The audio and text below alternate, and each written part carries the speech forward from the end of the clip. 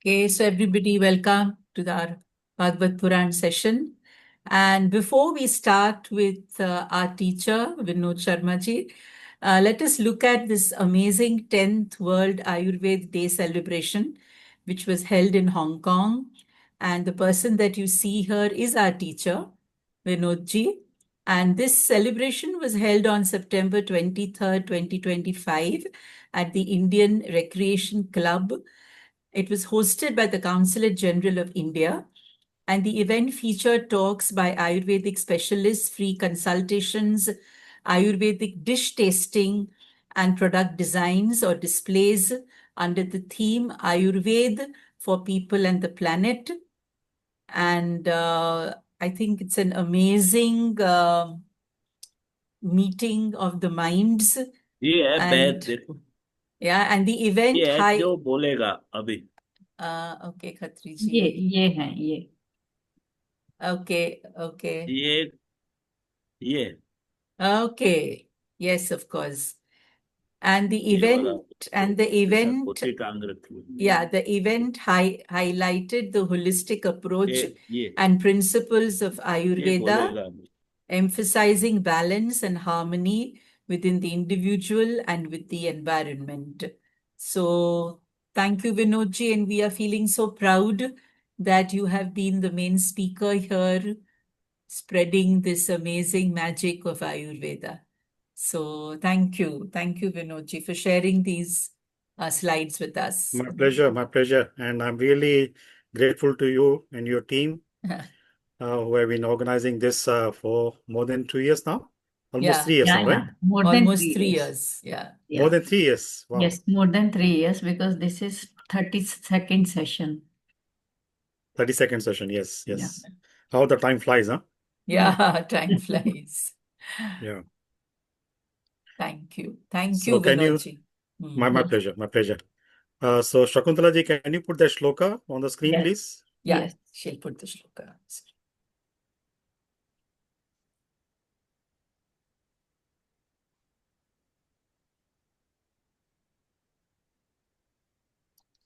Who is going to recite today? Shakuntala recite करेगी हमारी मैं तो फेवरेट. कर दूंगी लेकिन ओके करो.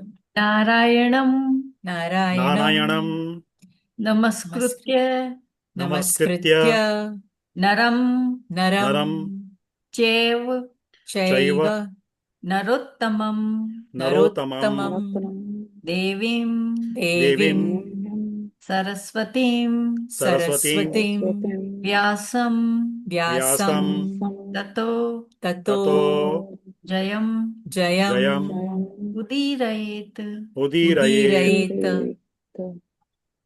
Translation, please.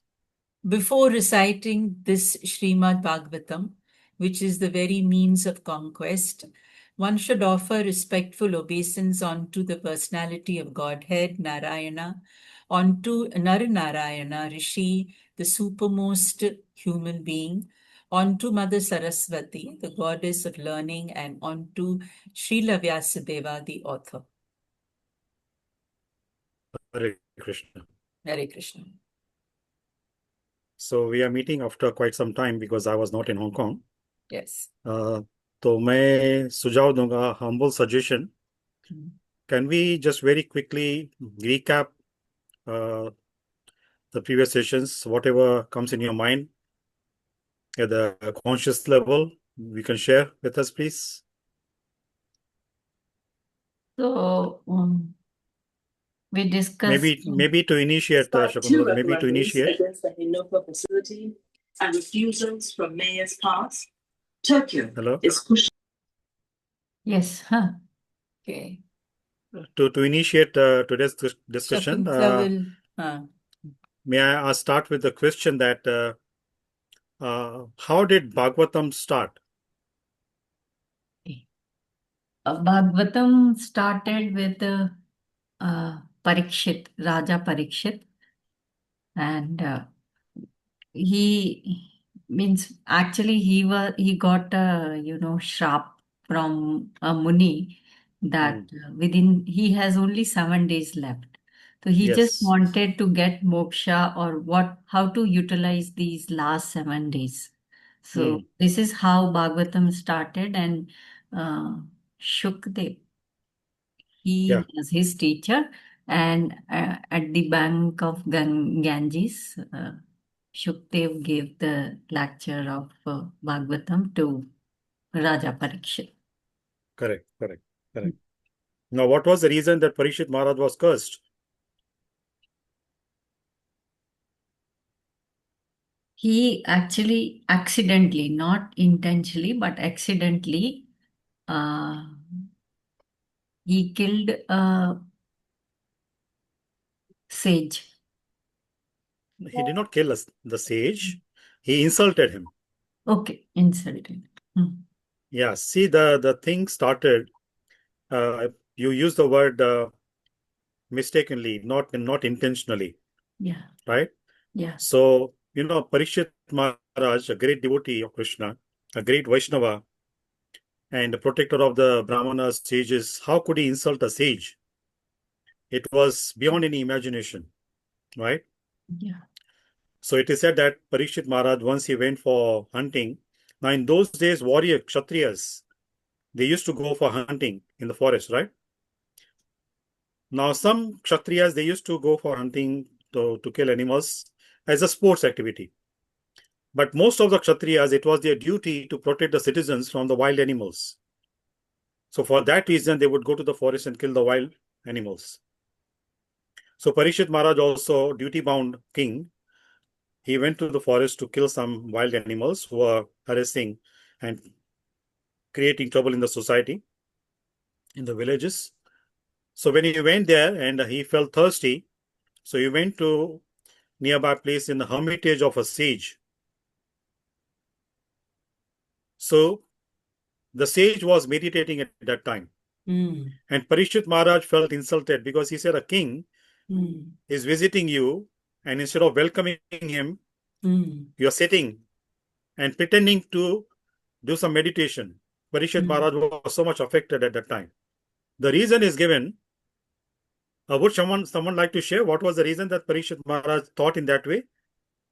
Instead of believing the sage that he was meditating, he doubted.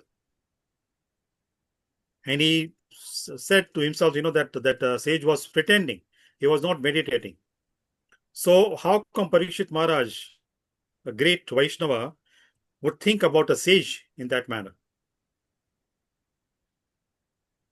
Does anyone remember?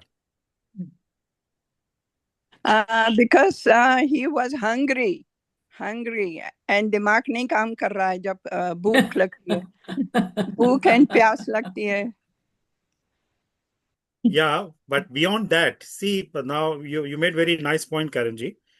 जब भी भूख प्यास लगती है तो सोचने की शक्ति क्षीण हो जाती है, हाँ, एक प्रकार से खत्म हो जाती है. Now, do you remember the incident in Mahabharata when the Pandavas, they were in the forest and they were feeling thirsty? So Maharaj Yudhishthir, he sent his brothers one by one to get some water, and all his brothers were killed. Does anyone remember that incident? Yes, In one of the previous sessions, we talked about it. Yaksh Prashna. Right? Correct. So first, Maharaj Yudhishthir sent to Sahadev, then Nakul. Now, when they went to get the water from the lake, so when they were about to fill the water, there was invisible sound.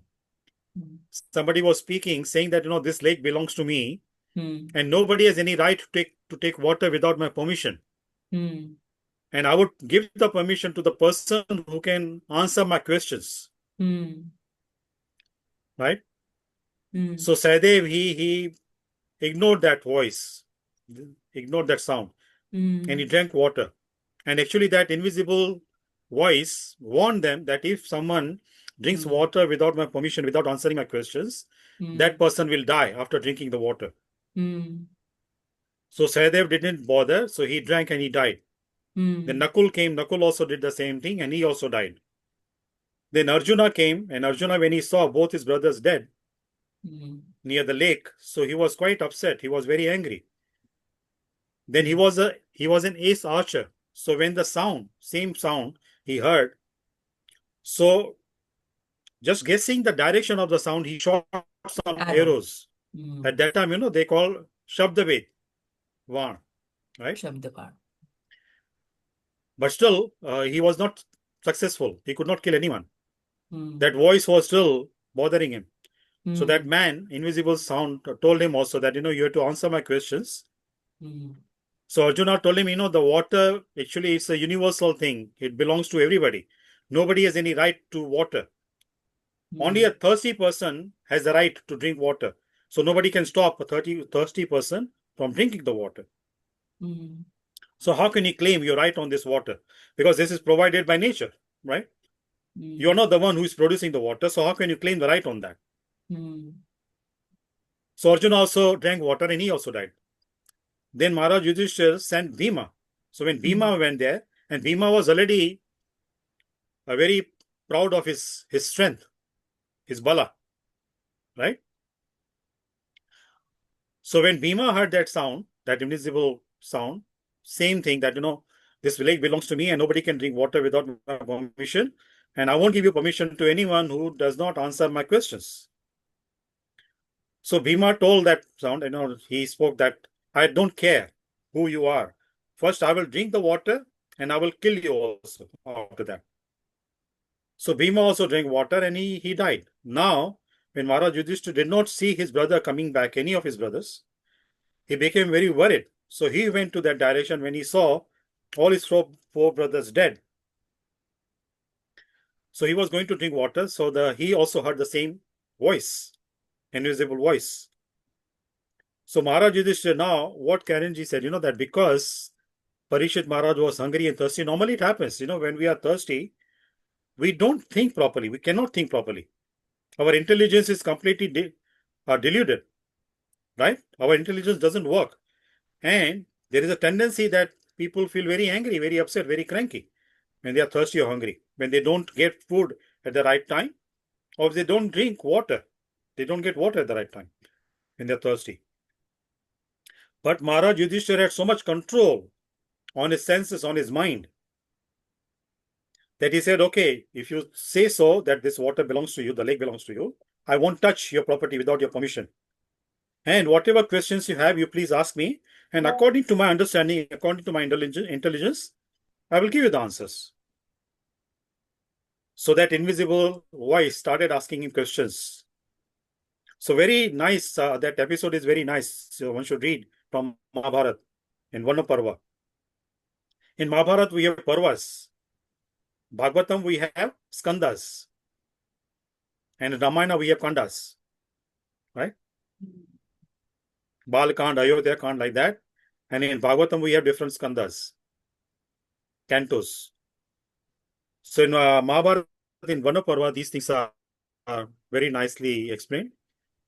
And after that invisible sound, the voice, the person who is speaking, he got all his answers to his satisfaction. He appeared in front of Maharaj Yudhishthira, where he told him that I'm a yaksha. I'm the one who killed all your brothers because they did not listen to me. They were so arrogant. But you answered all my questions, so I'm very pleased with you. Now, one of your brothers, you choose one of the brothers, I can make him alive again. So who did Maharaj Yudhishthira choose? Who did he choose? Either Nakul or Sadev, Yes. Why? one of them. Because Kunti माता का तो एक पुत्र मैं हूँ और एक दूसरी माता का रहना चाहिए. Absolutely. So first he chose Nakula. Okay. So Yaksha, to test him, asked him, why don't you choose Arjuna or Bhima? They are the great fighters, warriors, and they can help you to get your kingdom back from Kauravas. Nakul and Sahadev, they are not so strong. So what you say, Shakuntalaji, very rightly, that because Maharaj Yudhishthira said, I am Kunti's son, and Madhuri also is like my mother, though she was my stepmother, but I loved her and respected her the same way I love and respect my real mother, Kunti. So as Kunti's one son is alive, so from that perspective, Madhuri's one son also should be alive. So Yaksha asked him, okay, if I tell you that I can give life to two of your brothers, who would be your next choice? Who did Maharaj Yudhishthira choose then?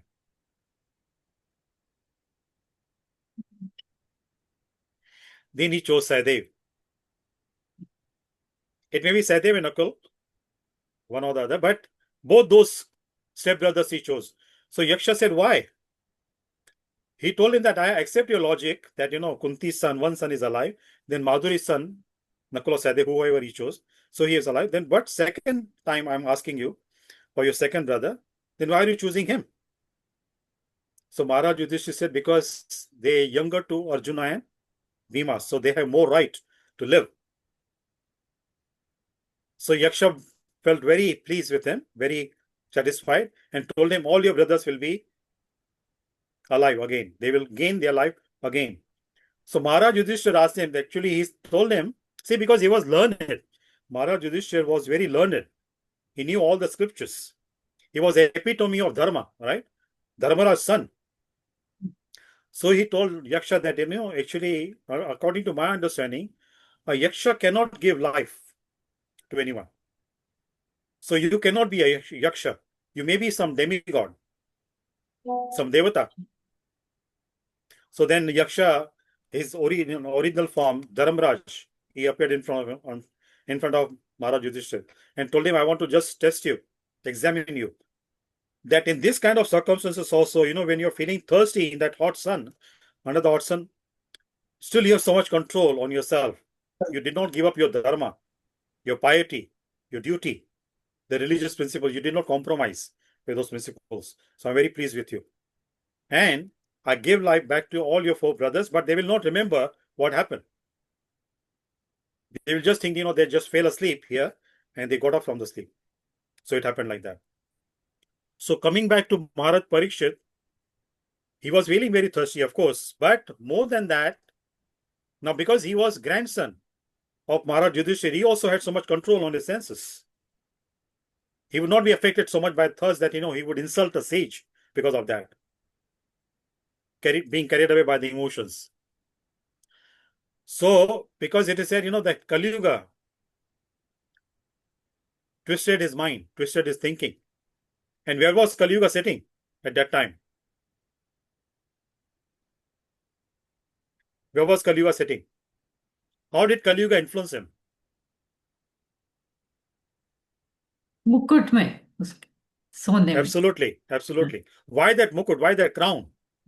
Why did Kali Yuga sit on his crown? वही तो 4 places were given na to Kali Yuga. Initially, yes, when Parikshit Maharaj saw Kali Yuga that he was torturing a cow and a bull, so Parikshit Maharaj wanted to punish him. So Kali Yuga told him, now it's my time, my realm. Now my period will start.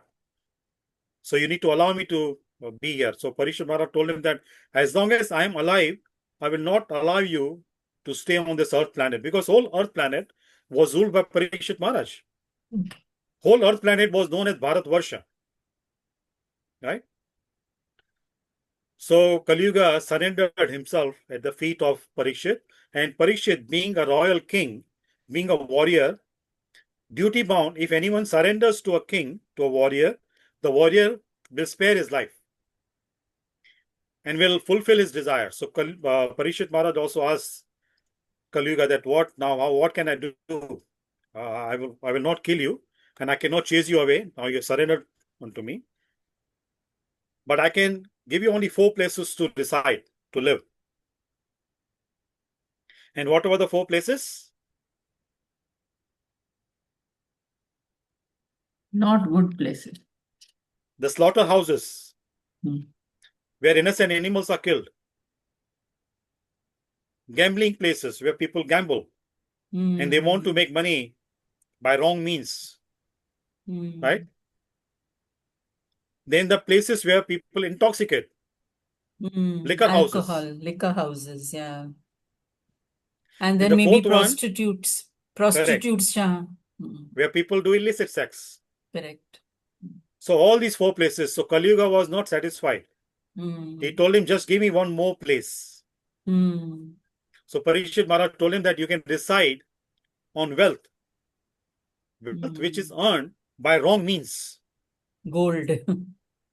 Gold. In those days, of course, they did not have currency notes. So that they used to do the exchange through the gold and diamonds and pearls, gems like that. They used to use gold coins, right? Correct. So now, gold, as you said, Trupti ji. So Kali Yuga resided on the crown of Parikshit Maharaj. Now, Parikshit Maharaj was a very pious king. So how come his crown was suitable place for Kali Yuga to reside? How was that? भाई राजा तो they create wars, no? I don't know. I'm just सोच रही हूँ कि एक उनको राजा किसी एक राजा तब बनता है जब वो लोगों को मारता है. He takes land of others, and so maybe that crown is a symbol of that. Crown To a किसी certain भी extent, what you are saying is right, but it was not, that rule was not applicable to Maharaj Parikshit. Okay. He did not have to force someone or invade some territory Kingdom. to make the king surrender unto him. He was so loving, so caring, that by their own wish, own will, the king surrendered to him. But the crown on that evening he was wearing, that crown belonged to another king who was captured by Jarasan. Okay. Acha. Jarasan, who was killed by Bhima Hmm. in the warfare, wrestling, right? So after the Jarasan was killed, so Jarasan's son became the next king. But he wanted to offer some wealth to Pandavas and to Krishna. So he offered that some wealth, which was captured by his father Jarasan by killing innocent, weak kings. Okay. Jarasan had captured 84 kings, and he was waiting to make that number go to 100, and he would sacrifice all those 100 kings to become immortal. So the wealth which was given by Jarasan's son to Pandavas, that was unlawfully, by cruelty, was acquired by his father Jarasan. So that crown was part of that wealth, and because of that, Kali Yuga could reside on that crown. On Parikshit Maharaj's own crown, he would not have resided. See how things are, right? See, that is the reason charity in Kali Yuga, in all yugas actually, charity is very important. Because we may think that we are earning by right means, in the right way. But from people who are earning, we don't know how they have earned their money. Right? So to purify, to get rid of the bad effect of that money which we are acquiring by our apparently right means, still to purify that, charity is very important. When we give in charity, the money becomes purified. The wealth becomes purified. Charitable organizations भी तो politicians चलाते हैं, ma'am, sir. Now see, Charitable organizations, NGOs are also run by politicians who are corrupt. ऐसी कोई NGO मुझे नहीं लगता है. मैंने तो इतनी बातें सुनी कि UNICEF, all these organizations, जहां there is some घोटाला that is going so on. we should know how to differentiate between giving something in charity, Yeah, for the spiritual cause, right. and doing some philanthropical work. Correct. So most of these politicians and NGOs, they are doing philanthropical work. They are doing some good activities in society. Yeah. So charity is to be given, dakshina is to be given to the deserving person, the person who can help us to digest our karma, our bad karma.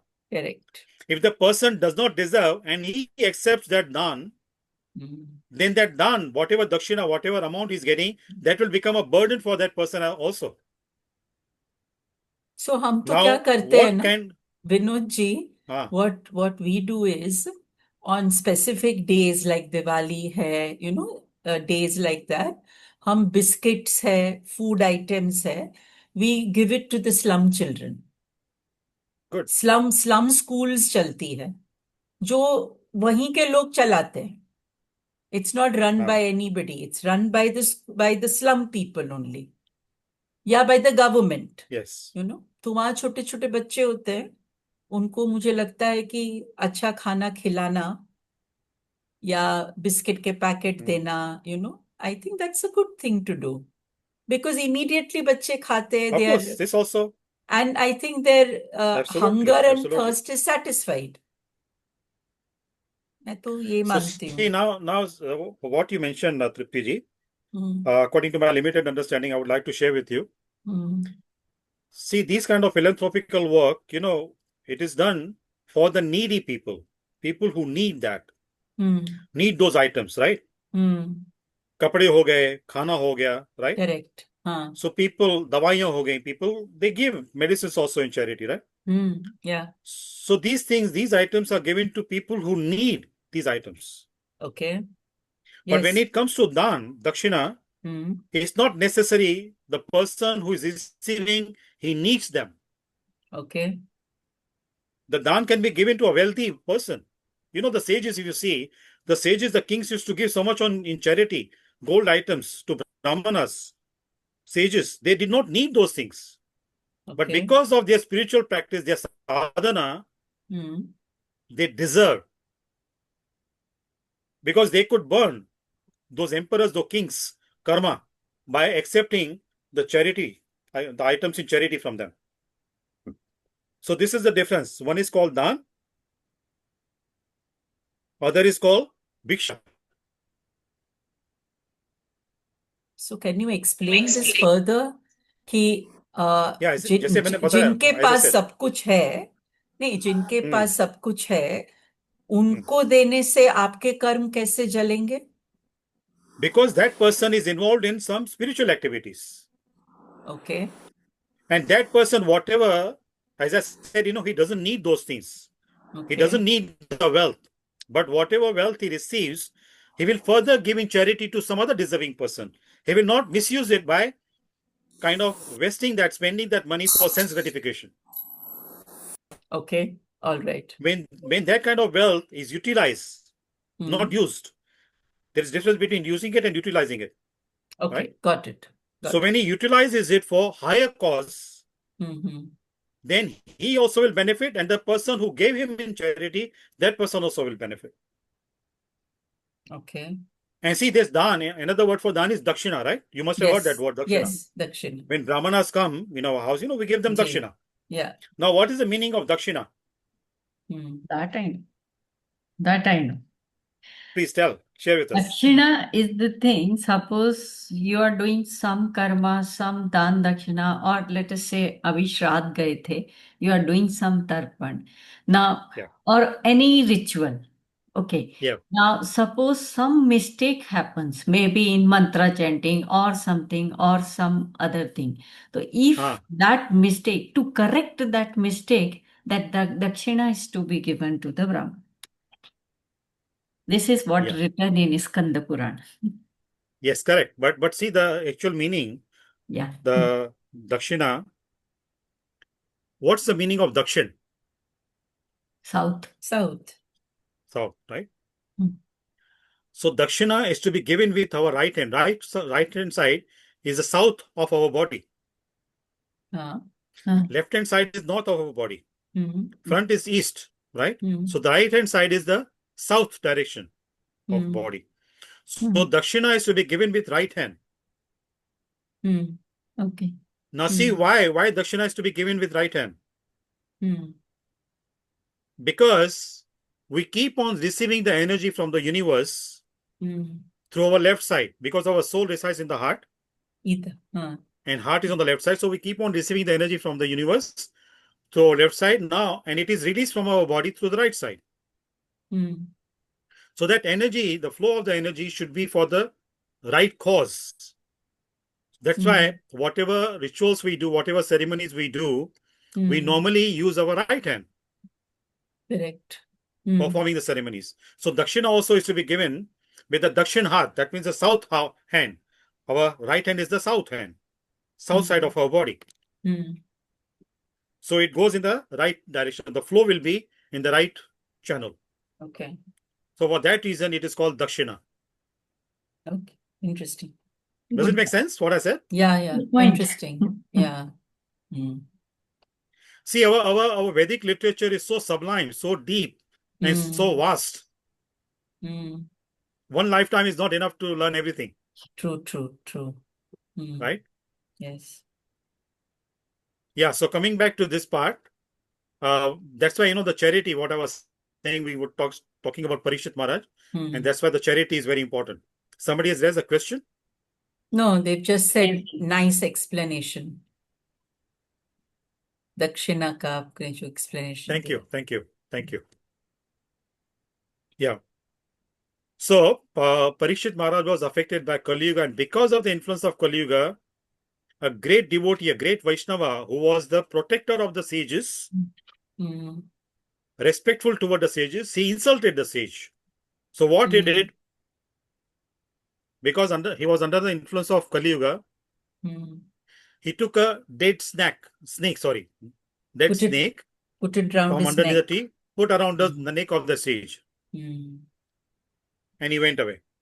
So then one boy saw that, one Gurukul boy, he saw that, he ran to the river where that sage's son was taking bath, Shringi Rishi.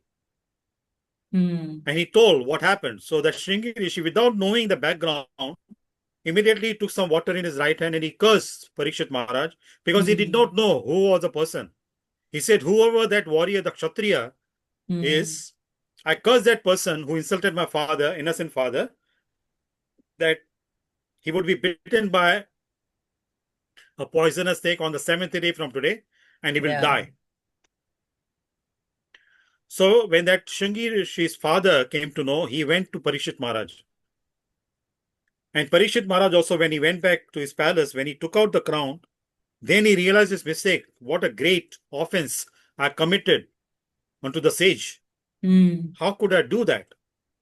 Normally, people, basically, if their consciousness is good, sometimes due to the influence of modes of nature, they may do some sinful activities. Basically, those people may be good people, but sometimes they do some bad activities. Yeah. So when people do bad activities, sometimes they don't become bad people. True. Because basically they're good people, only under the influence of the modes of nature, sometimes they do bad activity. But because basically they are good people, they realize their mistake. And they regret, they repent. Right? So Parikshit Maharaj also felt very regretful. And he was thinking of going back to the hermitage of that sage and go and ask for forgiveness. At that time, that sage arrived at his place and told him what happened. So now Parikshit Maharaj was so potent, so pious, so highly elevated that he could have counteracted the curse from the sage's son. But he accepted it. Out of humility, he said, now, maybe that as Kali Yuga also told me now, his time is going to start. So better I leave this planet. I should not live here. So he did not counteract the curse of that sage's son. So then he asked the sage, now I have 7 days left. What should I do? So that sage advised him that you go to the bank of the Ganges, and then the more advanced sages, you can meet them and you can ask them what you should be doing there towards the end of your life. So Parikshit Maharaj went there, and then, as Shakuntala ji said, that at that time Shukdev Goswami also arrived there. Other sages, Shaunaka, and other 88,000 sages had gathered there. So when Parikshit Maharaj asked this question first he asked that question from Shaunaka Rishi. Then Shaunaka Rishi asked the questions from Shukdev Goswami. And then Shukdev Goswami started reciting the Bhagavatam. So this is the way the Bhagavatam started. Now, the custom is of 7 days, Bhagavad Sapta, right? Now, Trupti ji, do you remember that originally Varsha ji had asked me to do the 7 days Katha, Bhagavad Sapta? I said, sorry, I cannot do that. Because Bhagavatam cannot be completed in 7 days. Now, Shakuntala ji said more than 3 years. Yeah. Of course, we are not doing so often like before. Initially, we Yeah. started Yeah. bi-weekly, then now we are doing once a We'll month. go till 7 years. Sorry? We will He's saying he'll continue go till with 7 7 years. years. Yes, I don't mind doing that if all of you are Yeah, interested. why not? तो हम पूरी सुन के रहेंगे ना, हम Ah, छोड़ेंगे थोड़ी बीच में. Yeah. wonderful. So yes, because of you, and then by speaking, I also will be purified. My consciousness also will get purified. So thank you for giving me that opportunity. That's so sweet. Yeah. Thank you. So this is the way the custom started, doing the 7 days katha, Bhagavad Katha. So one of the first incident which happened in which this Bhagavad Sapta was done, that also is mentioned in Bhagavatam. There were two brothers, Gaukarna and Dundukari.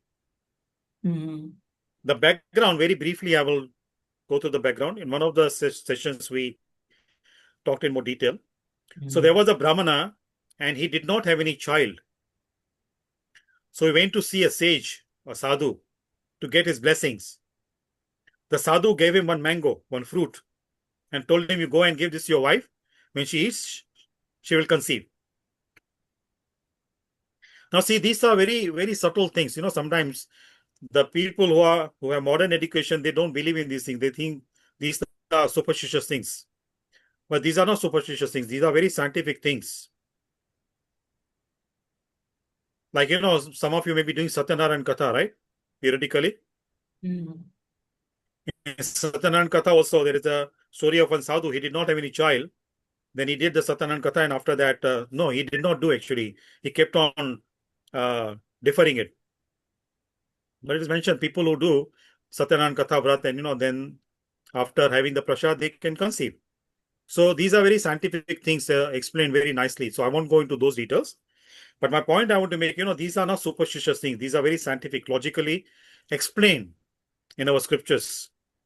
It is our duty that we should read these scriptures so that, our mind also can be more clear instead of being affected by people who do not have this knowledge and they keep on belittling our scriptures, our Vedic culture, and we also join them and insult our own culture. So that should not be the case. So coming back to this part, so this sadhu, he gave him the fruit to the Brahmana. So Brahmana came back home and he gave to his wife. So his wife was very kind of body conscious. She always wanted to look beautiful. So that lady had a sister, and that sister was poor. So this lady gave that fruit to her sister and told her that you will get pregnant. I will give you money, whatever money you need. I don't want to get pregnant because when I conceive, I get pregnant, I will look very ugly. I won't look so attractive. But I may pretend that, I'm pregnant. I will tell my husband that I'm pregnant. And after you deliver, I will get the child from you. Then I will tell my husband that I delivered the baby. So this kind of arrangement was made between two sisters. So what happened? That sister did not believe in these things. So instead of eating that fruit, she gave that to the cow in the stable. So cow ate that. But coincidentally, this Brahmana's sister-in-law, his wife's sister, she got pregnant in the natural way. So coincidentally, what happened that the cow also gave birth to a human baby. Human baby? To a human baby, yes. Because the sadhu had blessed that fruit to be consumed by that Brahmana's wife. So that she can give birth to a human child. Right? So cow gave birth to a boy.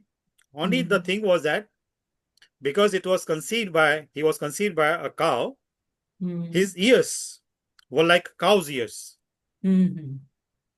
That's why his name was Gau Karan. Karan means ears, right? Gau means cow.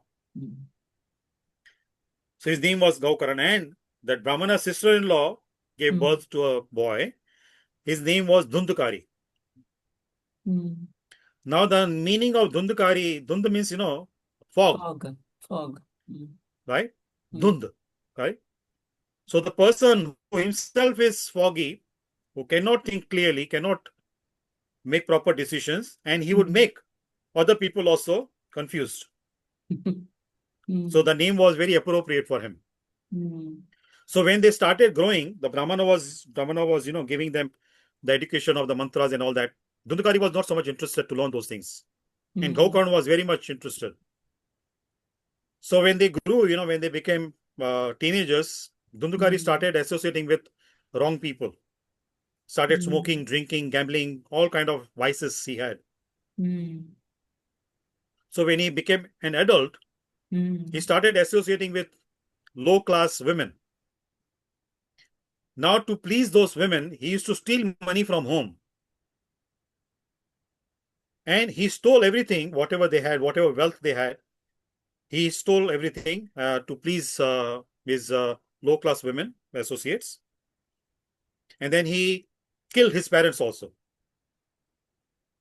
Because his parents refused to give him any more wealth, so he killed them. So when the villagers, they saw, they boycotted him. They told him to leave the village. So Dhundukari left. Now Gaukaran, when his parents died, Gaukaran also left because he did not want to stay with the low-class brother. So he went to visit places of pilgrimage.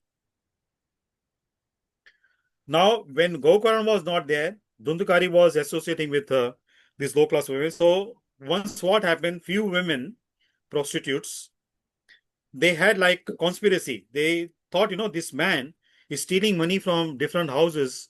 One day he will be caught. And when he will be caught, he will tell the police that, he's stealing money for us. And we are enjoying the stolen money. So we also will be in trouble. So better we kill him. So whatever money he had, they took, they divided among themselves and they killed Dhundukari. So when the villagers came to know that Dhundukari was killed in that way, and by that time, Gaukaran also coincidentally came back to his village. And when he heard from villagers, how his brother was killed, and he felt very sorry for his brother. Then he asked the villagers, how can I help my brother? Because Dhundukari became a ghost. He could not move forward. He could not continue his onward journey because he had very many unfulfilled desires. He was attached to his past activities and he was waiting for the chance to get some body so that he can continue his past activities. See, very interesting point. What is a ghost called in Hindi? Bhoot. Bhoot. Bhoot, right? Now, what is the meaning? Try to analyze this. Bhoot. Acha. Why do we call him Bhoot? Bhoo mane earth hoga.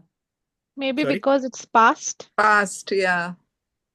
Bhoo, हाँ. Because the person, Bhootkal. because the person who is attached to his Bhutkal, Whatever can't move enjoyment forward. he had, yes, whatever life he was enjoying, he's so much attached to that enjoyment, he cannot move forward after leaving the body. So because of the attachment to the past activities, the person becomes Bhut. Because of the attachment to the Bhutkal.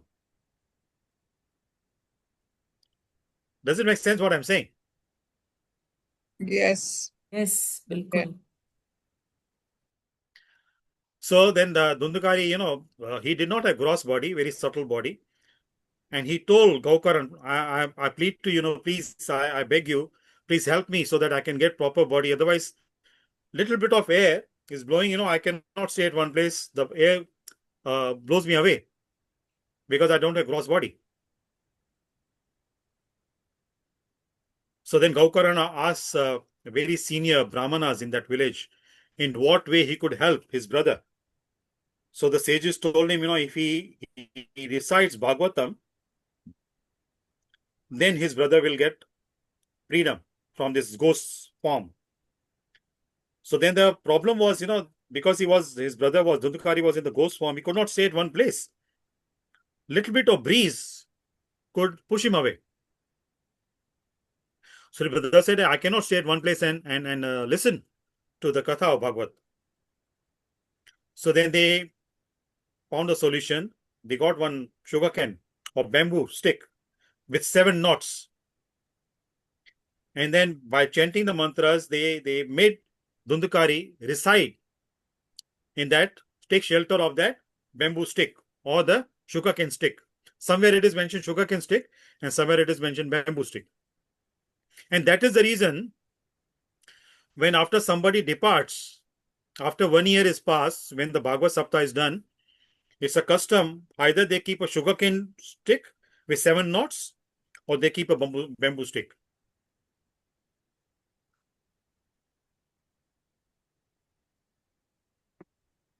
So Gokaran started and they made the announcement. Because the senior Brahmanas also, they had high regards for Gokaran because of his piety, because of his soft nature, humble nature. So they made announcement in the other villages also, in the neighborhood, that whoever was interested can come and listen to Gokaran, his Bhagavad Katha. So many people came from the other villages. So when Gokaran started Katha, each day at the end, 1 knot would break from that stick. And on the 7th day, when the whole Katha was concluded, the last part of that stick fell, and the Dundukari came in a very beautiful form with 4 forms, like Vishnu form, Chaturbuj. So Vishnu Dutas came to receive him and told him, now you are liberated, you are qualified to go to Vishnu Loka, Vaikuntha planet, and no more birth, no more death. You are liberated. And Vishnu Dutas asked Gokaran also. Vishnu sent a very special plane for Gokaran to ride on that plane, to board on that plane and go to Vaikuntha planet. So Gokaran, being humble, very compassionate person towards others also, he said that, what about the villagers? Villagers, not only my brother heard the Katha, but villagers also heard. So why don't you take them also? They also deserve to be liberated. So Vishnu Dutta told Gokaran, actually villagers, they came, they only heard the Katha, they did not listen to the Katha. They were not attentive. But your brother was very attentive. So villagers felt very embarrassed. So they requested Gokaran, can you do the Katha again for 7 days? And we promise you that we will listen to the Katha very attentively so that we also can get liberated. We don't want to live in this world. So Gokaran, for the sake of the villagers, their liberation, he stayed back and did the Katha again. So this incident is mentioned in the Bhagavatam. So this is the custom. 7 days Katha is done. And to be honest with you, it may sound a bit sarcastic, but that's a fact. I've attended many Bhagavad Saptas in India and here in Hong Kong also. Not all the 7 days. Sometimes I've attended. I've never come across any place, any incident where I see those 7 knots are broken. They have still the same custom. They keep the sugarcane stick with the 7 knots, but not a single knot is broken after each day's kathas concluded. So from this, we can understand that nowadays the katha is done as a profession. This is a source of livelihood for many speakers. I'm not belittling them. Of course, whatever may be the objective, but still, they are glorifying the Lord. They will get some benefit, no doubt about it. But the objective behind Bhagavad Katha, what is there, that objective is not achieved. That result is not achieved. So these are professional speakers. They give very nice discourses. In many places, it is mentioned that they are like parrots. They just recite the Bhagavatam like parrots. And proper kind of transformation does not happen to people who listen to them. What to speak of the people who listen to them, even the speakers also, the character is not transformed. Same kind of activities they continue. And, by doing any kind of offensive things, some kind of calamity comes in their life. Then they start complaining to Krishna, Krishna, we are so nice people. We glorify you. We recite Bhagavad Katha and all that. After doing all that also, so many problems in our life. Why is like that? You're very unfair. Krishna is never unfair. Right? Any comment on this? Sorry for being blunt, but that's a fact. It's true. It's true, right? It is a profession. Yeah, like see the common aarti we sing in the evenings, in the many temples also. Especially Jai Jagadisha Hare, uh, Bhakta Jano ke sankat dur kare, right? Now people they recite, they chant this aarti. That also is good thing, at least few minutes every evening, every day they are taking out, sparing some few minutes, glorifying the Lord. But if they get some problem, then they say, what's the purpose? What's the use of doing aarti? Krishna is not taking care of his bhaktas. But the word bhakta is very significant. पहले उनके आप भक्त तो बनो, भगत बनते नहीं हो, आप ठगत बन के घूमते रहते हो और फिर अपेक्षा करते हो भगवान से कि भगवान आपकी रक्षा करेगा. So bhakti is very important. One has to be a devotee, right? Mm. So this is the reason Bhagavad Saptah started. Correct? After one of the sessions, somebody had sent me a message. I think we discussed in one of the sessions also, after I got that question from someone, that why Radharani's name is not mentioned in the Bhagavatam. In Bhagavatam, there is no mention of Srimati Radharani. Why?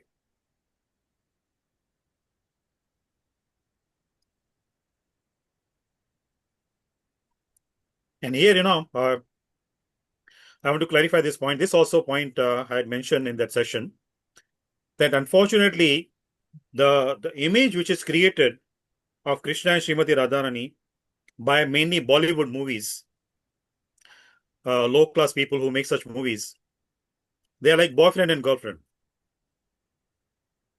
It's a great offense to portray Krishna and Radharani's pastimes, their leelas, like ordinary boyfriend and girlfriend of this material world, lusty people. Radharani is Krishna's pleasure potency, Hladini Shakti, which gives pleasure.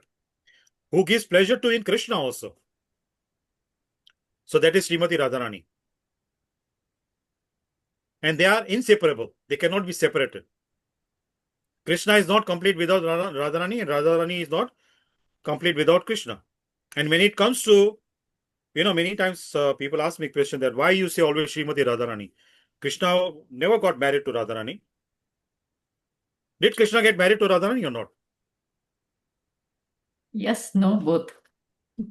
Why you say yes and no? Very diplomatic answer.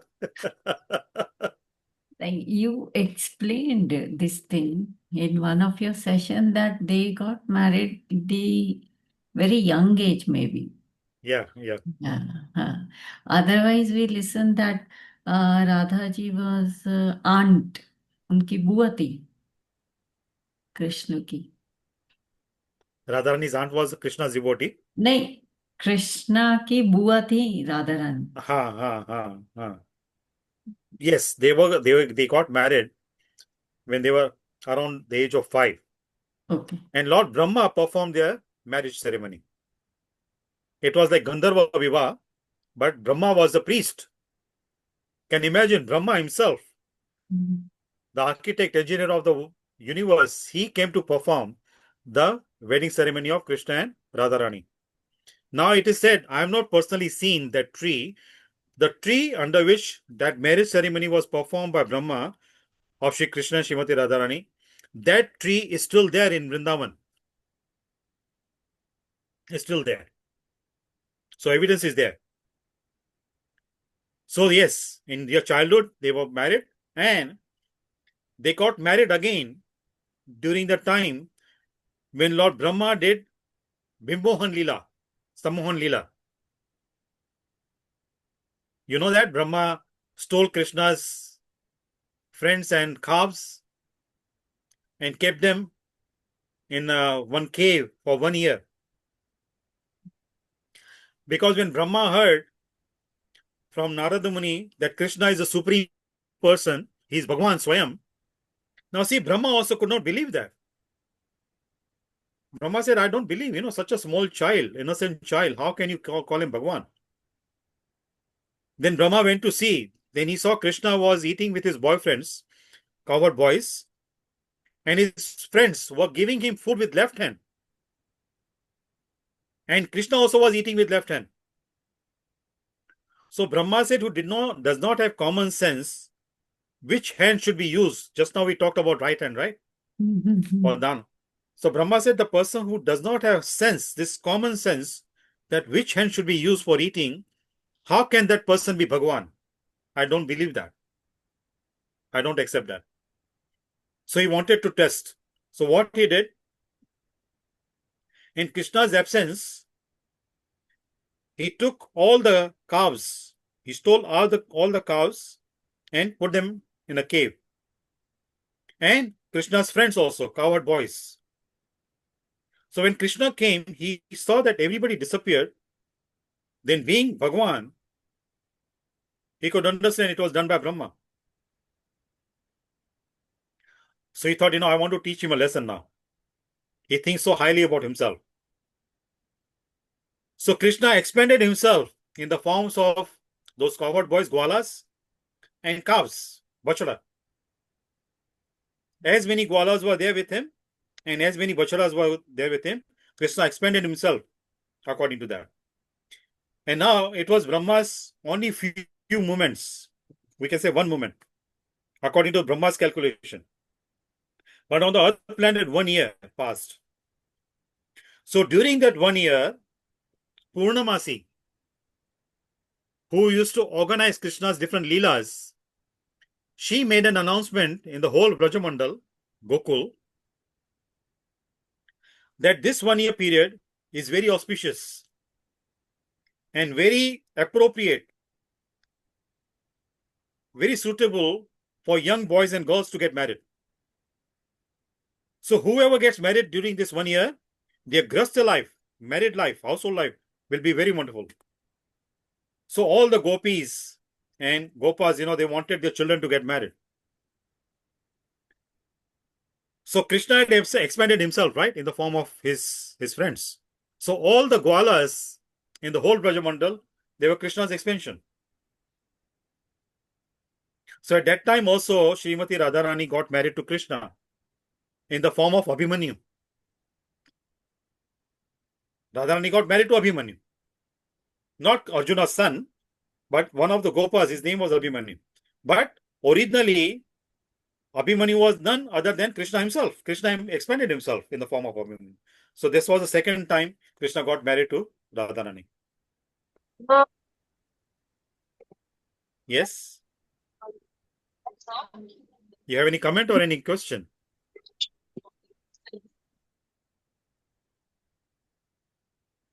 I think she just joined too, maybe. Okay. So the answer to that question is yes. Srimati Radharani and Krishna, they got married. In the spiritual world, they cannot be separated. In the material also, they were together. So coming back to the point, in Bhagavatam, when Shukdev Goswami was reciting the Bhagavatam to Parikshit Maharaj, he did not utter Radharani's name even once. Radharani is Shukdev Goswami's guru. In the spiritual world, Shukha means parrot, right?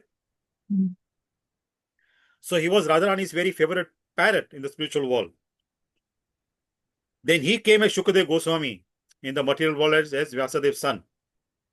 So because Radharani is his guru, out of respect, he did not want to chant Radharani's name because he thought that I'm not qualified to chant her name.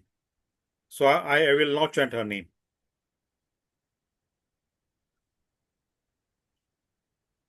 That tradition is followed in India. Many women, they don't chant their husband's name, right? Of course, they call them by different, so many other names. I don't want to go with those names. We know what names they are called by. आप ऐसे हो, आप वैसे हो, आप वो हो, आप वो हो. Huh? But they will not call husbands, traditional women, by their first name, out of respect. And they will not call their in-laws also, seniors in the family also, by their names, out of respect. Another reason why Shukdev Goswami did not chant Radharani's name, did not utter Radharani's name while reciting the Bhagavatam, because if he had chanted Radharani's name, he would have become unconscious, because he was a transcendental. So because of the effect of chanting of Radharani's name, he would become unconscious, and he knew that Parishit Maharaj had only 7 days left. If I faint, I become unconscious, and I don't know when will I gain the consciousness again. So by that time, 7 days will be over for Parishit Maharaj. So the mission will not be accomplished. So for the sake of Parishit Maharaj, to give him liberation, to get him liberation, Shukdev Goswami did not chant Radharani's name in the whole Bhagavatam. But indirectly, there are some shlokas where he chanted Radharani's name indirectly. Not full name, like Aradhya. So in that also Radharani comes. Right? So the point I wanted to make, this is the way the Bhagavatam started, and Parishit Maharaj heard the whole Bhagavatam. See the condition, what we can learn from this. Parishit Maharaj heard the Bhagavatam 7 days, 7 nights, without eating, without drinking, without sleeping, sitting at one place, with rapt attention. And it was question and answer. The whole Bhagavatam is conversation. On one hand, it is between Shukdev Goswami and Parishit Maharaj. In the other location, between Suta Goswami and Shaunaka Rishi. And then Vidura and Maitreya. In this way, it's a whole conversation. Our whole Vedic culture, literature, is question and answer. Guru is answering the questions from disciple. And disciples also would ask questions in a very submissive manner, out of curiosity, not in a challenging way. Before, the system was Guru and Shishya, right? Master and disciple. Now the system has become teacher and student. The students demand from teacher, you need to teach us, because they think the teachers are getting remuneration from the fees they pay. That means indirectly the teachers are their employees. So they have full right to demand from teachers what they want to learn. So before, the system was the Guru would impart the knowledge according to the standard of the disciple. What disciple needs to learn. Now the students, they demand what they want to learn. And they ask from teachers. So the whole system is different. That's why the effect of the education also is so different. People may get so many degrees nowadays. Right? Paper degrees are very common nowadays. But the character, they may be certified in different fields, but they are not qualified human beings, most of them. The real character building comes from the Vedic literature. Right? Agree. So now anybody wants to share something else? No, this is nice. काफी सीख लिया आज तो काफी अच्छा revision मुझे. Yeah. So previous session, we were talking about Kapila Muni. Right? And before that, we were talking about the conversation between Vidura and Maitreya Muni. Vidura met Maitreya, and Maitreya Muni was instructed by Uddhava. Uddhava, Krishna's cousin, best friend in Dwarka. Right? Now, Uddhava also was very jnani, very learned, very intelligent, very wise.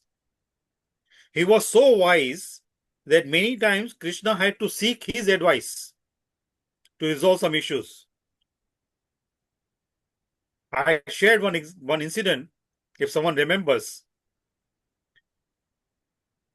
You know that Sudama visited Krishna in Dwarka, right? So what happened at that time? When Krishna received Sudama, what happened?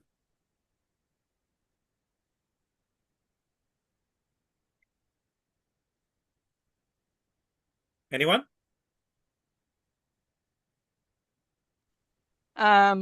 Krishna was inside, and the gatekeepers wouldn't allow him to enter, something of that type. Nah? Yes. And then Krishna was called outside, and then Krishna brought him in. ऐसे कुछ था, something. Huh? Yes. Yeah, the Krishna received him, because his Gurukul friend. It was a very emotional scene. Yeah. But when Krishna made Sudama sit on his throne, on his Singhasan, then Krishna told Sudama that you are a Brahmana and I am a Kshatriya. So according to the injunctions mentioned in the scriptures, it is the duty of the Kshatriya to do the Abhishek for the Brahmana. So I want to do the Abhishek for you, and I will invite my wives to do the Abhishek for you. So initially Sudama said, okay, few, in those days, the Kshatriya kings, they had few wives, 4, 5 wives, not a problem. So Krishna called all his wives. Now there was a long queue. Sudama could not see the end of the queue. All Krishna's wives standing in the queue. So Sudama asked Krishna, how many wives do you have? Krishna told him 16,108. Now Sudama said, you see my body? I have hardly any flesh left on my body. Now 16,108 wives, they are holding a golden pot in their hands with the water filled in that. And they pour water on me, so whatever flesh I have left, that also will be wiped away. So please have mercy on me. I'm a poor Brahmana. So Krishna said, but this is the Vedic culture, right? I'm following the injunctions mentioned in the scriptures. How can you stop me from doing that? You're a Brahmana. And it's a Brahmana's duty to uphold the Vedic principles. So Sudama said, you have to show mercy. I will not be alive after the Abhishek is done. Then I will not be able to eat anything. You have prepared so many nice food for me. I will not be able to eat anything. So at that time, Krishna invited, he called for Uddhava. He explained to him the whole situation. Uddhava said, very simple solution. You get one empty pot and you tell all your queens from their pots, they just take out 1 spoon of the water and they fill only 1 pot. So you do the Abhishek for Sudama with 1 pot only. That means all 16,108 wives, they're giving their water from their pots. That means they are doing the Abhishek, all of them. So in this way, the problem was solved. The situation was handled by Uddhava. Uddhava was so intelligent. So Krishna saw that he's so intelligent, Uddhava is so intelligent, but he wanted Uddhava to have some bhakti, some devotion. So having that objective in mind, that thought in mind, Krishna sent Uddhava to Vrindavan to go and meet gopis. So Uddhava went there. Uddhava initially did not understand why Krishna is sending me to village girls, village women. What am I going to do there? So Krishna wrote a letter and told him, as a messenger, my messenger, you go there. So then Uddhava had to fulfill that, Krishna's order. So when he went there, so initially when he arrived there in Vrindavan, the gopis thought that Krishna had come because Uddhava looks almost same like Krishna. Same color, same features. Only he would not wear the peacock feather, what Krishna used to wear. So initially gopis thought that Krishna has come. But when they saw that he was not wearing peacock feather, then they realized that no, he may not be Krishna. Then they asked him, who are you? Uddhava told them. Then Uddhava spent few days there. When Uddhava associated with gopis, the great devotees of Krishna, Uddhava's mindset changed. From a jnani, he became a bhakta. We're dear devotee of Krishna. Now, one incident, it is that, it changed Uddhava's whole mind. Because Uddhava was trying to explain to the gopis about jnana, vairagya, meditation, dhyana. So one gopi told him, supposing I'm hungry now, I want to eat food, and you just tell me, you sit in the lotus pose and meditate that you're eating very nice food, will my belly be filled by just meditation? So don't teach this kind of gyan to us. We want Krishna. You bring Krishna, he only can quench our thirst. Only his letter is not sufficient. Uddhava completely his mind, completely changed. Said what kind of devotion they have, what kind of love and affection they have for Krishna. They are much, much higher than great yogis. Then Uddhava also became great devotee of Krishna. Then there was a very nice conversation between Uddhava and Krishna that is called Uddhava Gita. The Gita spoken on the Kurukshetra, that is known as Bhagavad Gita. I think it's in the 11th canto of Bhagavatam. Conversation between Krishna and Uddhava, that's called Uddhava Gita. And after giving that knowledge to Uddhava, Krishna told Uddhava, you go and discuss these things, share these things with Maitreya Muni, so that Maitreya Muni can share this wisdom with Vidura. So this is the way the disciplic succession goes on. Now see here, what we can learn here, Uddhava knew Vidura also very well, right? Because Uddhava was from Dwarka and Vidura from Hastinapur. So as the royal family, they knew each other. But still Krishna did not tell Uddhava, go and speak to Vidura directly. He told, you go and speak to Maitreya Muni. And this is the way, the work is delegated, right? Delegation of work in a proper way, proper channel. So Uddhava shared that wisdom which he received from Krishna with Maitreya Muni, and Maitreya Muni gave that wisdom to Vidura, which we discussed in the previous sessions, the conversation between Maitreya Muni and Vidura, right? Now this part, this Kapila Muni's incident also, it is in that discussion, Maitreya Muni and Vidura, in the 3rd canto, the appearance of Kapila Muni. Now, who is Kapila Muni?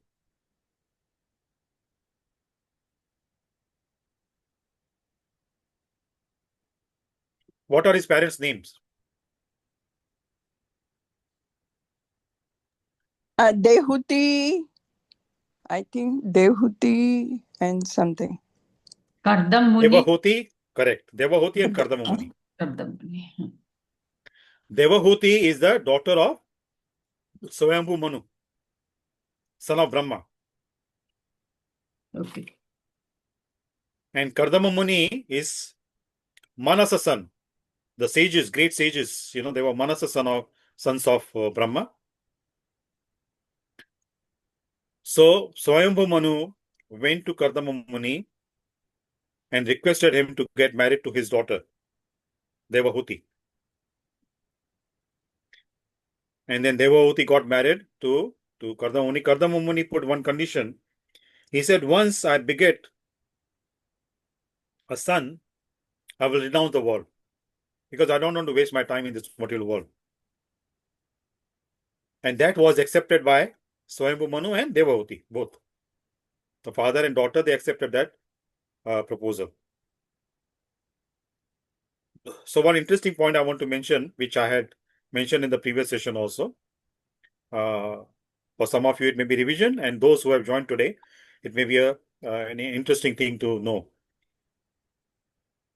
Kardama Muni, after getting married, initially, Devahuti was serving him very nicely. Now she was the princess, Swayambhu Manu's daughter, very beautiful looking. She was so beautiful that many Gandharvas would be interested to get married to her.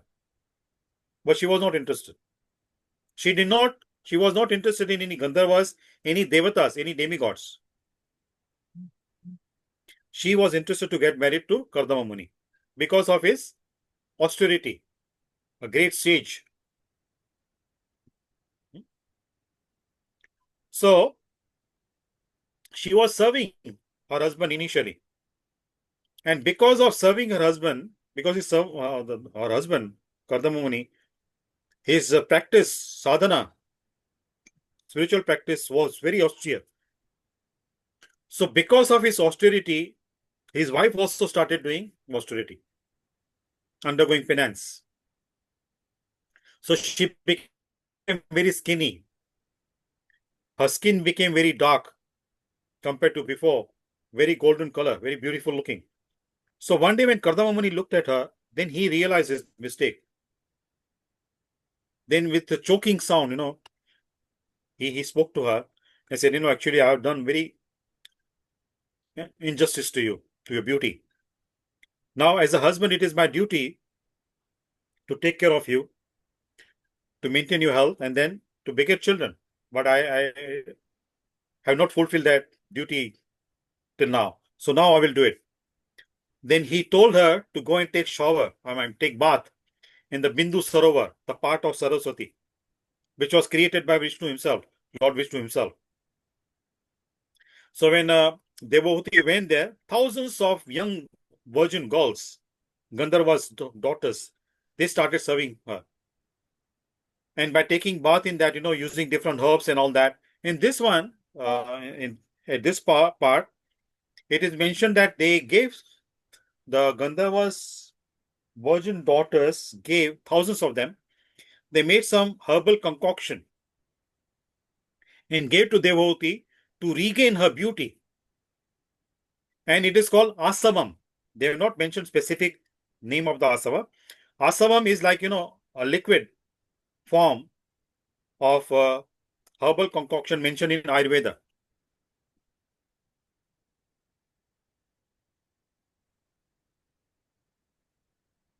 So this thing took place in Satya Yuga. Now many times we hear that Ayurveda is 5,000 years old science. Right? Now Satya Yuga, millions and millions of years old. Right? Millions of years ago, the Satya Yuga was here. It was prevailing. That means Ayurveda is millions and millions of years old. But unfortunately, because modern people, especially the modern scientists, cannot digest that millions of years ago, there was science in India prevailing there, practiced. So just to pacify them, we say 5,000 years old, which they can digest. So the point here I want to make, that they gave her that asavam, and she drank that, and she became good looking again like before. And after that, her husband Kardama Muni, he created a castle in the form of an aeroplane, which had innumerable numbers of rooms, gardens, lakes, caves, everything was there. Like a smaller version of a country. Now that can fly without any diesel. So that was the power of Kardama Muni. Because of his yogic power, he could do that. And it is said that thousands of years they roamed around in the space, enjoying the household life. And after that, Kardama Muni realized, now this is enough now. Enjoyment part is enough. Now I perform my duty as a husband. I beget a son from the womb of Devahuti. Then I renounce the world. I go back to the forest and do the tapasya and get liberated. Now to perform his duty as a husband, it is said in the Bhagvatam, he expended himself in 9 forms to take care of the sensual urges of his wife, Devahuti. So in the explanation part, it is mentioned that a woman's desire, sensual desire, is 9 times more than a man's sensual desire. That's why Kardama Muni had to expend himself in the 9 different forms. That means 8 additional forms, total 9 forms. And as a result of that, Kapila Muni was born. And Kapila Muni is none other than Krishna himself in the form of Kapila Muni to give the Sankhya philosophy to the world. And there is a nice conversation between Kapila Muni and Devahuti. After Devahuti conceived, Karda Muni said, now my duty is over as husband. I'm going to the forest. Now you will get a son and he will guide you. He will guide you on the path of liberation. Then you also will be freed from the bondage of birth and death. And that's what Devahuti also wanted. So there is a nice conversation between Devahuti and Kapila Muni. Devahuti very well knew that Kapila Muni is none other than Krishna himself, and God himself had incarnated as Kapila Muni to give her the knowledge so that she also can become liberated. Now, before we conclude, other details we'll discuss again next session. But before we conclude today's session, I want to mention a very interesting point. One of the topic which was discussed, not discussed as such, but which was narrated by Kapila Muni, is about how a baby is born. Very detailed explanation is given by Kapila Muni. Now see why I'm bringing this up here. Just to let you know that how pure our culture was. There was no vulgarity. There was no embarrassment there. A son, a young man, is explaining to his mother how an embryo is formed. Then it grows to in the form of fetus, then the baby, and then the baby is born after 9 months or 10 months. So the whole explanation part, sometimes we may wonder that, what kind of culture is that?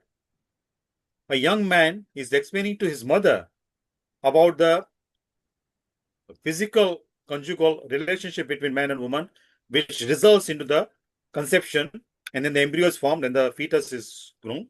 In that way, eventually the baby is born. So this shows, that our culture was so pure.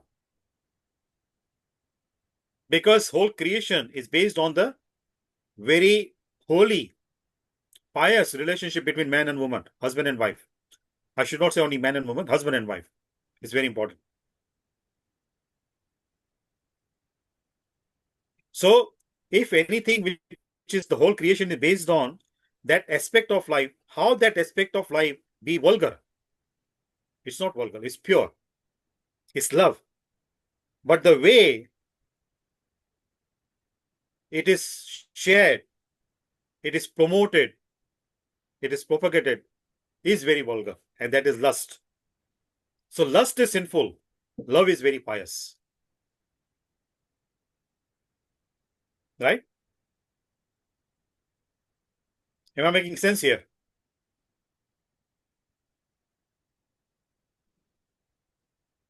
Anybody? Any comment?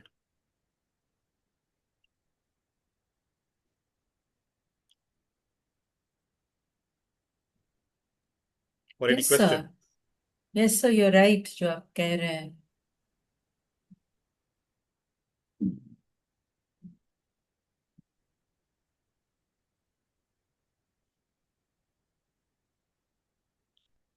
Unfortunately, these things are not taught in a proper manner. And the objective also is not like educating people. When the objective is not right, the mindset is not right, the intention is not right, the subject itself may be pure, but because the objective is not right, it is contaminated. The subject is contaminated.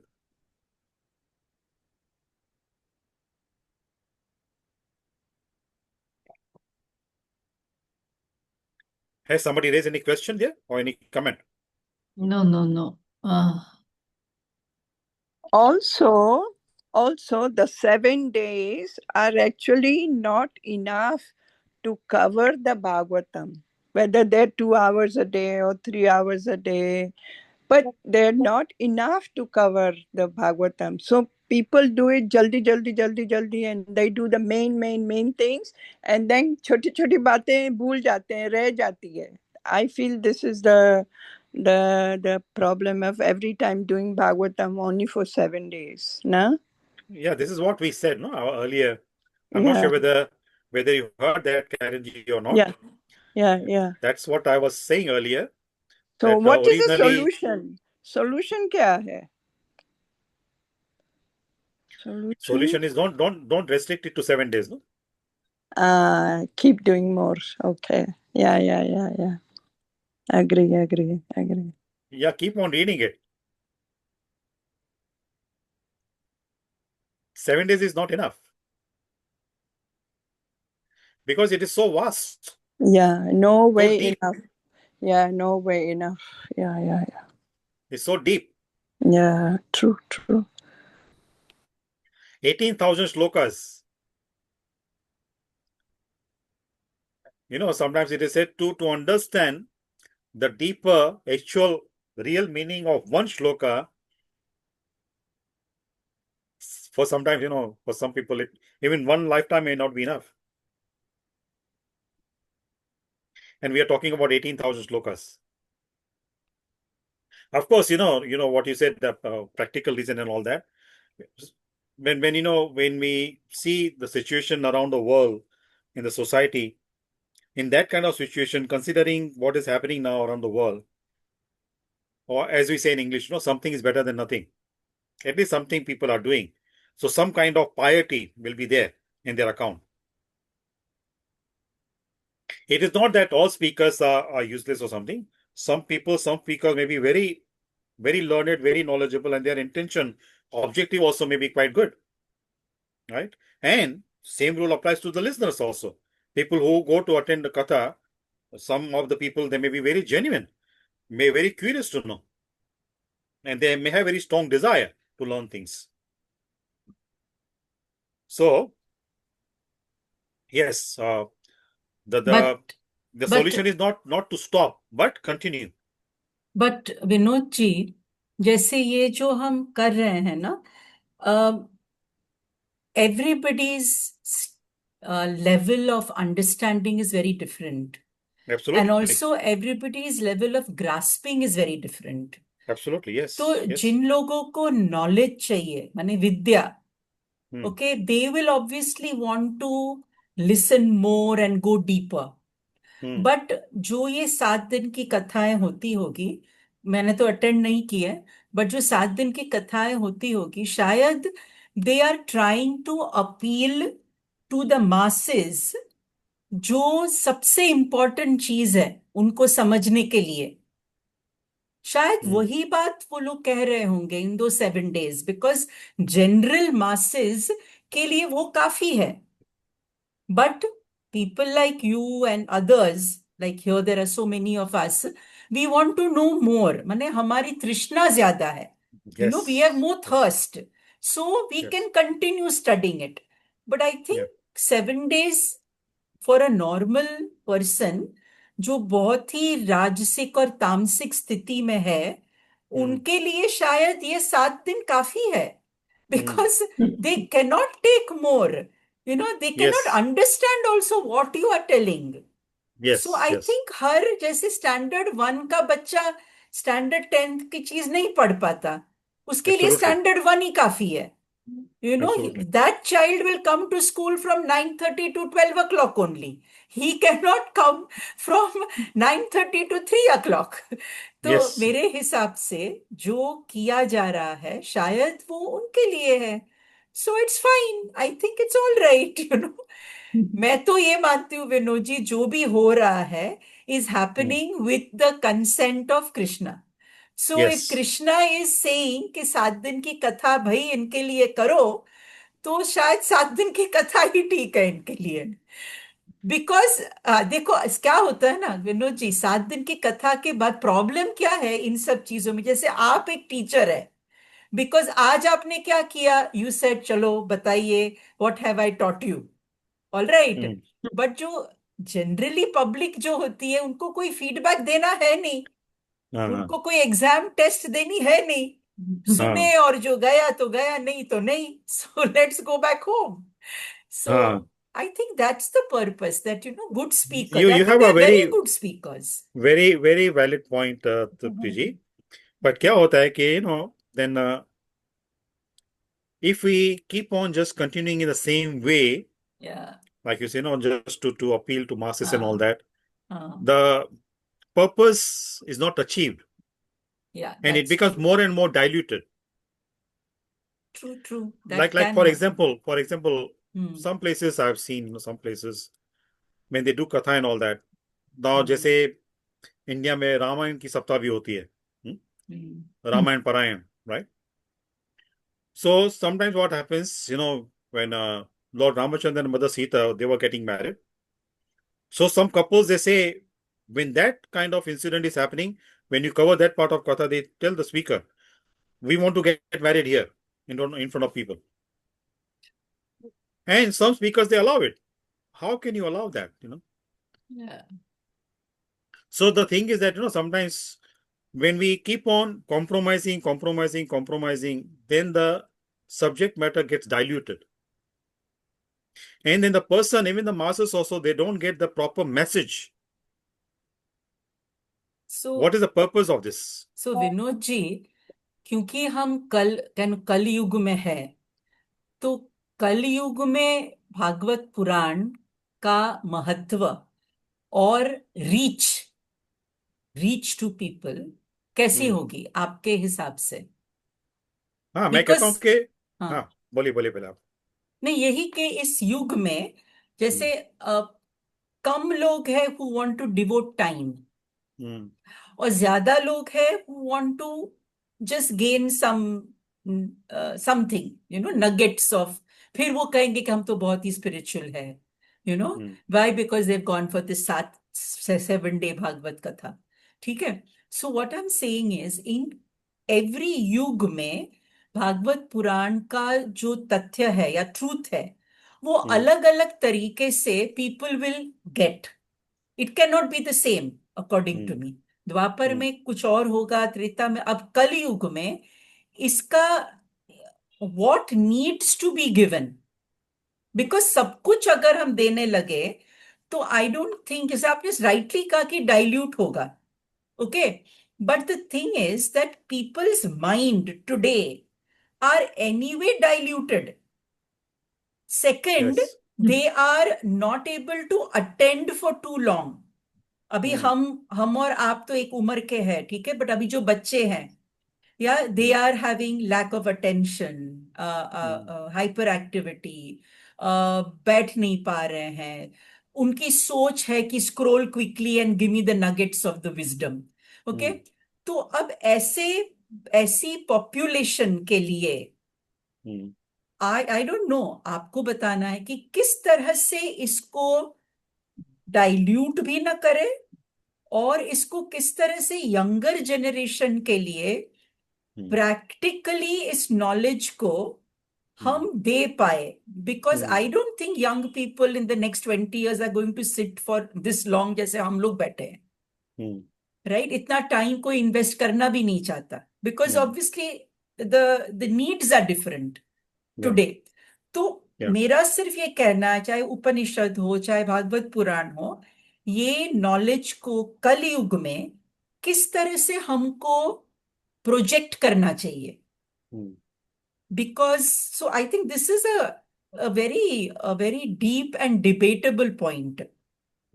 And people like you जो ज्ञानी है, I feel के ज्ञानी समाज जो है ना, इसको इसके बारे में सोचना चाहिए, how to project this knowledge, because it's not going to be easy. अब जैसे कहानियां है, like you're telling a stories, right.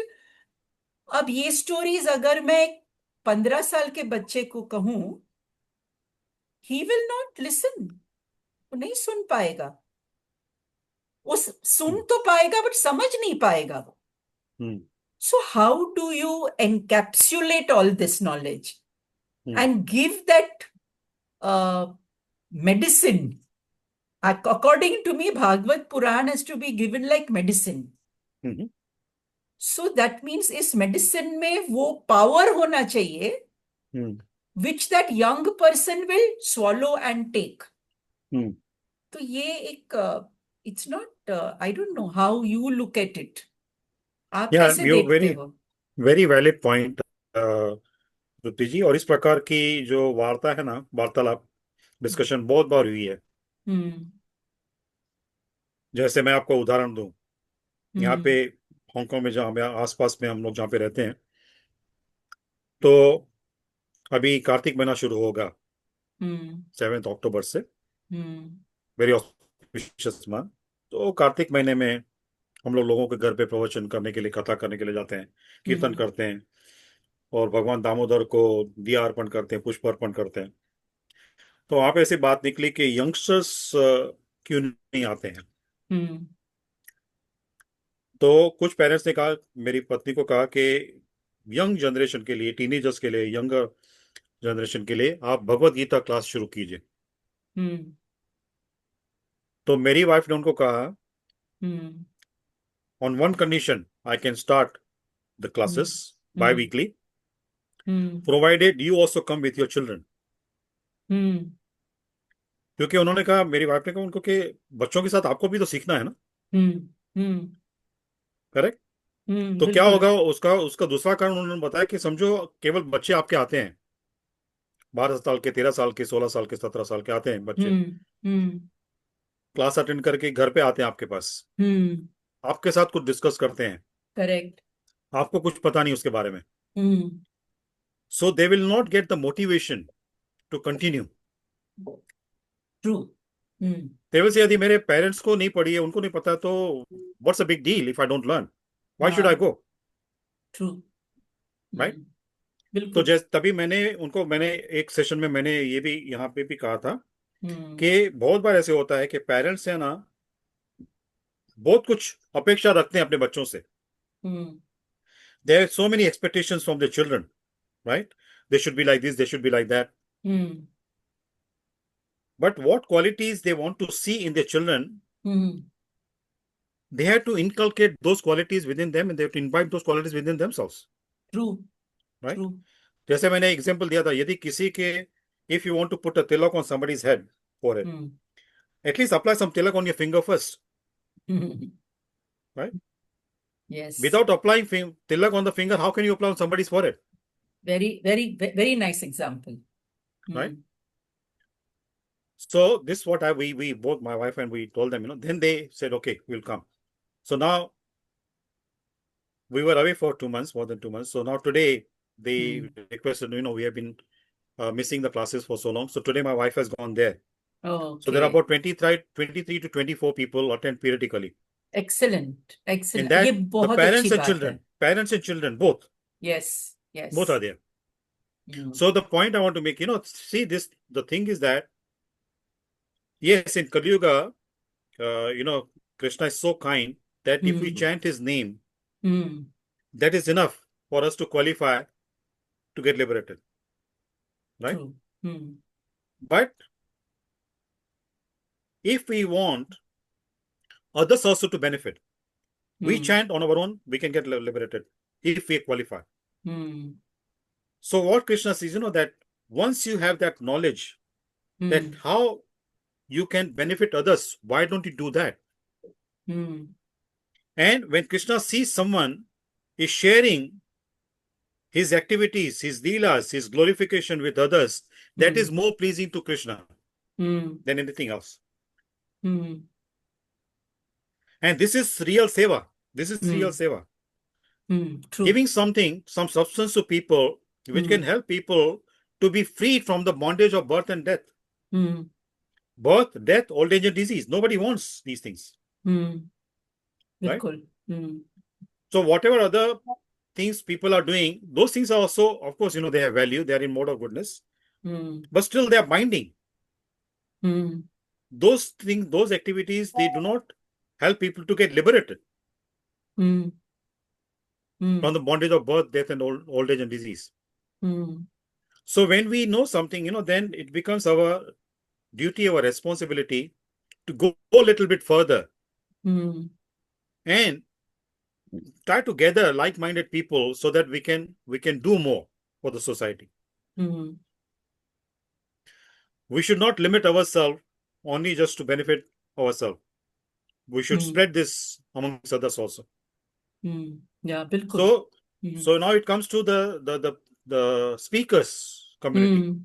Hmm. It is their responsibility Hmm. to educate people, because what Prabhupada used to say, that devotion without philosophy is mere sentiments, Hmm. and philosophy without devotion is mental speculation. Yeah. So both are required. Yeah, true. भक्ति जब भी हम करते हैं तो ज्ञान और वैराग्य आ ही जाते हैं अपने आप. उसके लिए अलग से प्रयास नहीं करना पड़ता. We don't have to endeavor separately for them. When we follow the path of bhakti, devotional service, then knowledge and renunciation both come on their own. True. क्योंकि ज्ञान और वैराग्य, knowledge and renunciation, they are the sons of bhakti. बिल्कुल. Limbs दो. Yes, yes. That's So it becomes a duty of the speakers to go a little bit further, go a little bit deeper, so that otherwise what happens, then slowly the bad consequences of dilution. What happens? People lose interest. वो commitment नहीं रहती फिर. It becomes like a ritual. Yeah, true. ओ मेरे parents कहते हैं ऐसा करो, ऐसा, तो चलो करो. मैं कर रही हूँ. हाँ, लेकिन क्यों करना है? इससे लाभ क्या होगा? उसमें भावना कौन सी रखनी है? तो यही तो होता है ना लंदन में. You have the Sai schools. सुबह सुबह संडे के दिन जैसे चर्च में होती है संडे स्कूल, वैसे लंदन में जब मैं गई हूँ काफी टाइम, तो साई स्कूल्स है जो संडे के संडे बच्चे वहां जाते हैं, अडोलेसेंट्स भी जाते हैं. बट कुछ ऐसा असर नहीं होता है उनपे. जाते हैं बिकॉज पेरेंट्स कहते हैं साई बाबा चलो साई की स्कूल जाओ, that kind of thing. But I don't know how much later on in life उनका असर होता है कि नहीं. वो तो खैर असर तो होगा, क्योंकि कुछ भी हम करते हैं कुछ आध्यात्मिक तो मार्ग में, हाँ, वो व्यर्थ नहीं जाएगा. व्यर्थ नहीं जाएगा. करेक्ट. कुछ तो It असर won't go होगा. in vain. Yes. कुछ तो असर होगा. But it will not give the desired, the जो आप कह रहे expected हैं. results. Right. Yeah. Because Which वो are डाइल्यूटेड है. या हाँ. That's true.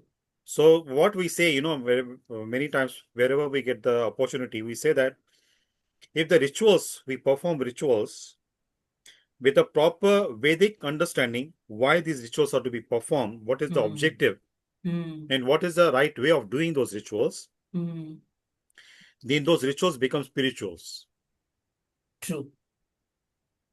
That's wonderful. Yeah. So that should be the objective. Just don't do for the sake of doing as a formality. Yeah, Anilji. Bal Vikas is the name for the science school. बाल विकास केंद्र के Chinmaya mission के भी बाल विकास केंद्र है. हाँ. But वहां पे बट एनीवे आई थिंक जितना हम कर सके हमें करना चाहिए. Yes, yes, yes. Ma'am, may I add something? Please, Bhavna, go ahead, beta. Hello. So I have two young daughters. The elder one is 7, and younger one is still like in toddler, like she'll turn 4. So that what I saw is that initially जैसे बच्चे सारे programmes देखते हैं cartoons वगैरह, मैं बहुत कोशिश कर रही थी कि वो थोड़ा हमारी जो हमारे हिंदू देवी देवता हैं, like about Krishna, about Ram, इन सब के बारे में देखे, पढ़े और इंटरेस्ट दिखाए, which was not happening. Okay, so what happened is then I came across this Kanha cartoons basically, जिसमें कान्हा की स्टोरीज हैं. Number 1, she started developing interest with Kanha stories, और वो शॉर्ट स्टोरीज ने उसे इतना प्रभावित किया कि उसने कान्हा की एक छोटा सा ब्रेसलेट था, वो हाथ में रखती है और वो बोलती है ये मुझे प्रोटेक्ट करते हैं. Okay, Nice. so with that age, this works. अभी I agree with मैम कि एक जो घर में हम रिचुअल्स फॉलो करते हैं या जैसे आपने कहा वैदिक रिचुअल्स, उससे बच्चों का थोड़ा रुझान आता है where they started learning Gayatri मंत्र and everything. बट मुझे I completely agree as she grows, क्योंकि अब वो क्वेश्चन पूछती है कि हम ये क्यों कर रहे हैं, इससे क्या होता है, और कई बार मेरे पास भी उस चीज का जवाब नहीं होता है. So then I try to find out, tell her. जैसे I taught her गायत्री मंत्र, पर मुझे उसे वो रोज बोलने के लिए ये समझाना पड़ा कि इसको करने से क्या होता है, मतलब what is the benefit. That is this generation now. They want to know, understand. If they are convinced, they will 100% do it. True. तो जैसे मैंने उसे ये समझाया, apart from the मंत्रस meaning, that ये आपकी एकाग्रता बढ़ाएगा, तो आपके Absolutely, पढ़ाई yeah. में इसका फायदा होगा. तो तब उसे इंटरेस्ट आया कि अच्छा, मैं अब वो रोज शाम में बैठ के गायत्री मंत्र का पाठ करती है. तो थैंक यू मैम. मुझे ऐसा लगता है जैसे आगे और बढ़ाने के लिए जैसे लेवल बढ़ते हैं, उस हिसाब से if the even like any story of from our scriptures, from our Upanishads, Vedas, anything, अगर वो शॉर्ट पार्ट में ब्रेक करके बच्चों को इंट्रोड्यूस की जाए, तो बच्चे 100% उनमें इंटरेस्ट है सीखने के लिए. बट इट्स जस्ट दैट हमारा involvement plus small break parts, और मे बी क्रिएटिव वे में उन्हें सिखाया जाए तो वो 100% ध्यान देंगे. See, now we are, Bhavanaji, we are living in the world where technology is advancing so much, that now there are so many avenues, there are so many sources which can provide what you're looking for, in short story forms. Now, the thing is that when we say story, this also we need to be a bit mindful. Many times, about our scriptures also, we say mythological stories. Correct. That word itself is wrong. Mythological. Completely wrong, right? Now, see, the word is mythology, English word, but actually it's coming from Sanskrit word mithya. Mithya means which is not true, fake, made up, right? So, by saying mythological stories, we are belittling the histories. These are historical events which took place.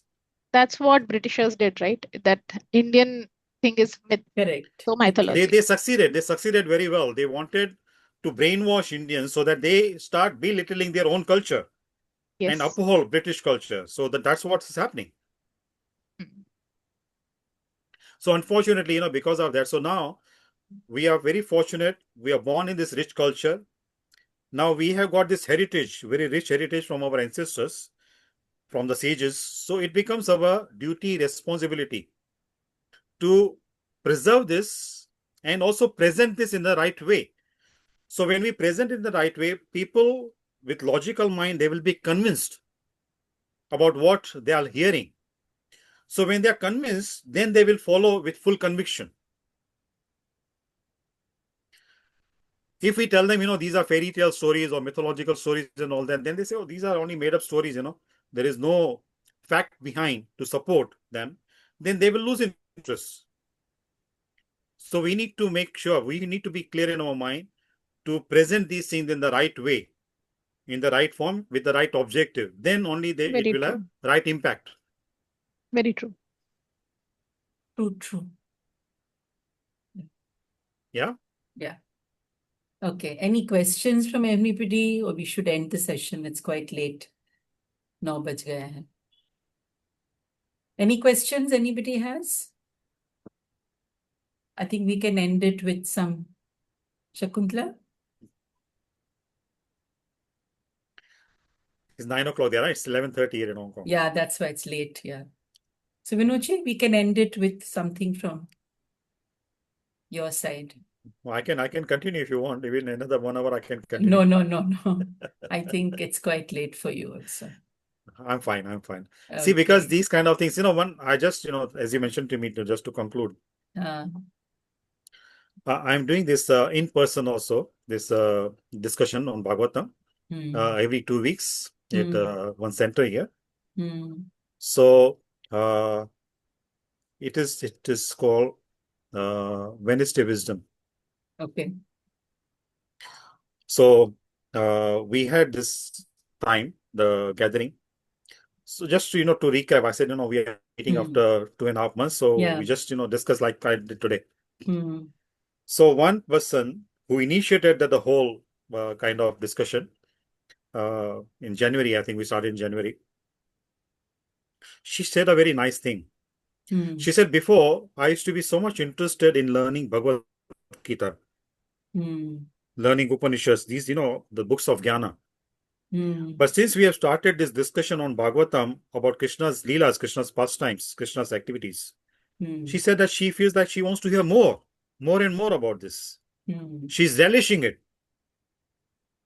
So this is the way Krishna reciprocates, when we start hearing, and when there is, initially it may start with curiosity. Then the taste develops. I gave them the example, in the material world, if you have learned economics, in the material world, the law of diminishing marginal utility is applied.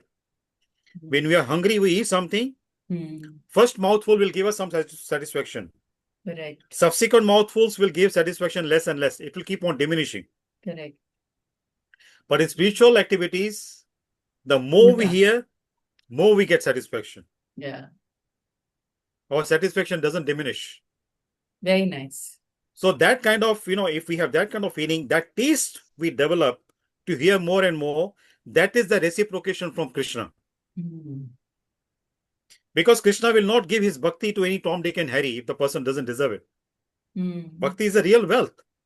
So Krishna also is very conjuice in that sense, very miser. He will not give his wealth, to any person who doesn't deserve it. When he sees that somebody deserves it, then Krishna will give that. And when he starts giving, he has thousands and thousands of arms to give, right? And we only 2 hands to hold. So it will be unlimited, beyond our imagination, beyond our expectation. His mercy. True. Yeah. Wonderful We thing to conclude here. end with. That he has unlimited arms to give, but we have only 2 to hold. Yes, to hold. So Yes. yeah, that's lovely. Okay. Okay.